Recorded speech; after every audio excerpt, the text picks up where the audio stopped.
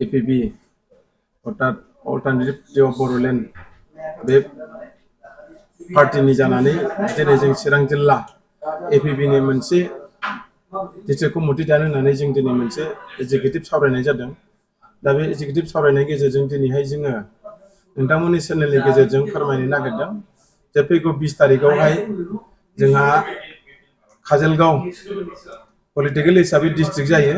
बे मोनब्रै बियाबखौ लानानै दिनै जोङो बेवहाय डिस्ट्रिक्ट दानो थाखाय जों सिरियासलि जों सावरायबाय। दा बेवहाय जोंहा डिस्ट्रिक्टनि प्रेसिडेन्ट आरो सेक्रेटारि आरो गोबां टीम नांगौ हिसाबै जों दिनै बेखौ सावरायनानै जों गासिबो फाइनाल जाबाय। दा बेनिखायनो साफ्रोमबो बर' रायजो राजा आरो गासिबो जाथि जन'गोष्ठीखौ एपीबीनि जानानै आं खावलायनो लुबैदों। जोंनि मोननै रिजनेल पार्टी थासेयाव दिनै थार्ड पलिटिकल हान्जा मानो जन्म जाखो बेनि गुबै उद्देश्यआनो जाबाय जोंहा जोंनि नैबे 6 शेड्युल एरियायाव बा ट्राइबेल डेभेलपमेन्ट ब्लक आन्डारावहाय जोंहा माखासे गोबांथार खामानि मावनांगौ दङ। जेरैहाय दानि जिहेतु 5 बोसोर बिटिआर सरकार सालायनाय बिथांमोननि माखासे खामानि मावनाया दिनै नांगौ बादि जायाखै।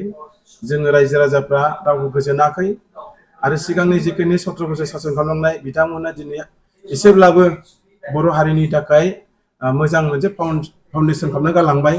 नाथाय दानि जिहेतु बर्तमान 5 बोसोराव सरकार सालायनाय प्रमद बर'नि दैदेननाय बिथांमोननि सरकार सालायनायावहाय एनडिपि हिसाबै गोबां एनडिपिनि समस्या थालांबाय। बे बुस्थुखौ दिनै जों मावफुंजानाय मोनाखै।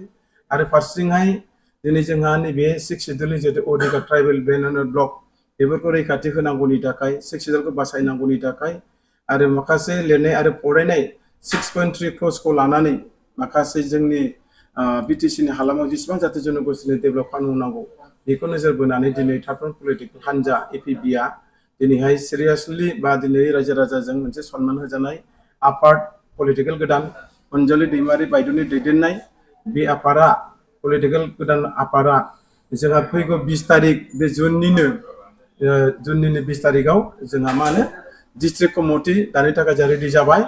बेनिखायनो सोरबा जुदि एपीबीखौ जुदि सापर्ट खालामनो गोसो दङब्ला दिनै नैबे नोंथांमोननि चेनेलनि गेजेरजों जों खावलायदों जे नोंथांमोना 20 तारिखआवहाय जोंनि एपीबी डिस्ट्रिक्ट जिल्ला दानो थाखाय नोंथांमोना फैनानै बाहागो लाफैनो हागोन आरो जिल्लानि साफा साफा दायित्व लानानै समाजखौ दैदेननो थाखाय हारिखौ दैदेनलांनो थाखाय मोनफ्रोमबो जाथि जन'गोष्ठीखौ दैदेनलांनो थाखाय जों नोंथांमोननि चेनेलनि गेजेरजों खावलायहरबाय।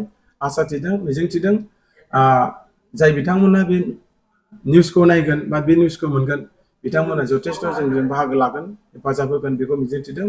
बेनिखायनो एबारनि बे थार्ड पलिटिकल हान्जाया फैगासिनो थानाय बे बिटिसि इलेक्सनावहाय सिरियासलि जों बाहागो लानानै जोङो माखासे देरहानाय खामानिखौ जों आवगायगोन। देरहालांनायनि खामानियाव जों देरहानाय खामानिखौ मावगोन।